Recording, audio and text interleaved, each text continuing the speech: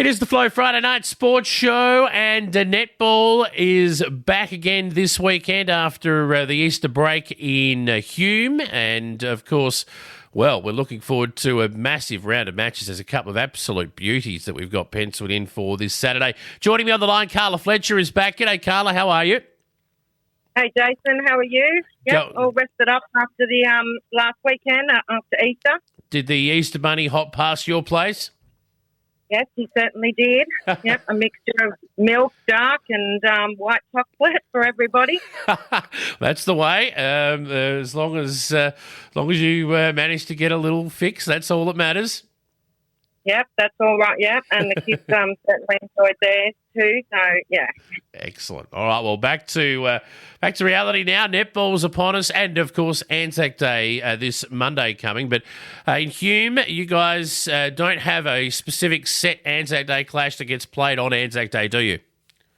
No, we're all go ahead on Saturday. So I'm sure there'll be a lot of people excited to go and have a look at some other netball and football games around the region. And also, I know there's a few people heading off to Melbourne to have a look at some AFL clashes. So, yeah, it'll be nice for families to get away as well. Yeah, absolutely. Well, let's have a look at who's playing who in round 3 of action. All games to be played Saturday, and there are some beauties. Look, we might just start with the obvious one, I think, rather than keep this one up our sleeve.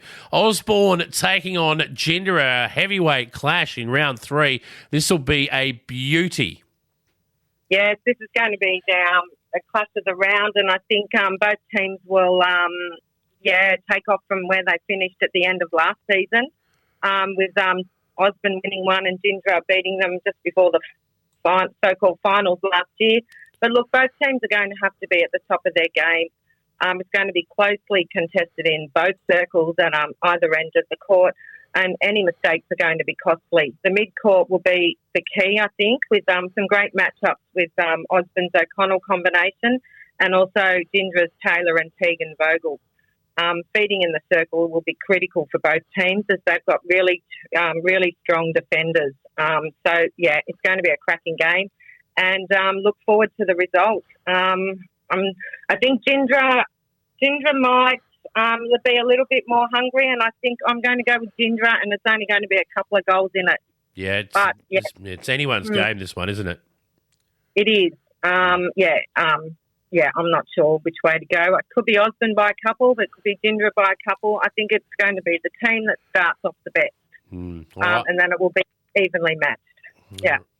All right, should be a ripper, that one. I'll tell you the other game I'm really looking forward to seeing the result of is Culcairn taking on the Billabong Crows. So Culcairn has started the season really well. We know the Crows are a very, very good side as well. So this should be a beauty. Culcairn doing the hosting. I'm not sure which way to go there either. Yeah, this would be a really good test for Culcairn as they come up against Billabong Crows, who are sitting on top of the ladder. I'm sure every other team in the competition in A grade will be eagerly awaiting the outcome of this match. It'll also be live streamed as well, so that's the match of the round that's being live streamed. So I'm sure there's going to be a lot of people getting online and having a look at that game. I think the Crows have just had maybe a little bit more experience. Yeah, but I'm sure Culcairn will give them a bit of a good run. Yeah. Lockhart had a tough clash against, I think they played Osborne in their last match in round 2 and went down by about 10 goals. They'll take on Randall Bundry Waller, who have struggled to start the year, I think it's fair to say. So Lockhart should bounce back in this one. Yeah, they should, and they should have a full lineup for this game against Randall Bundry. But Randall Bundry's got a young team, and they'll be building across the season, and they will have to work hard and try and cut the ball off before it gets into the goal circle for Lockhart. But I think both teams quite fit, and they will match Lockhart for their fitness, but it will just depend on who converts the goals the most in that game. But I think Lockhart should get up. Yeah. Holbrook have struggled a little bit to start the year. How long? We know their quality. They'll be around the mark again and should win this game at home. Yeah, I think how long they'll continue on the winners list this weekend. Yeah, and as again, Holbrook too is a new look team, and they'll be working hard, and they should get some wins during the mid part of the season. But I think How Long will be just a little bit too strong this weekend for Holbrook. Here's another interesting clash. I'm not sure which way to go here. It's down the bottom end of the table, so to speak. Brock Burham at home, Burham Buttock. They welcome Henty to town, who are struggling at the moment, hopefully getting some players back, Henty. But, gee whiz, you couldn't pick either of these two sides with any real confidence. No, they're both sitting 10 and 11th on the ladder, and, both teams will be looking for their first win of the season, so that'll give them a little bit of a leeway up the ladder.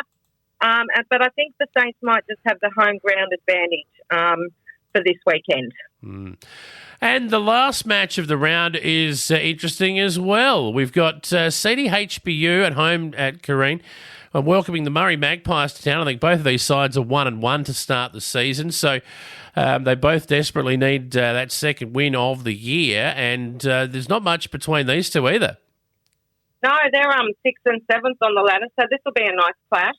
And as you said, they're both looking to add another win to their list to maybe jump over each other on the ladder and move up a little bit.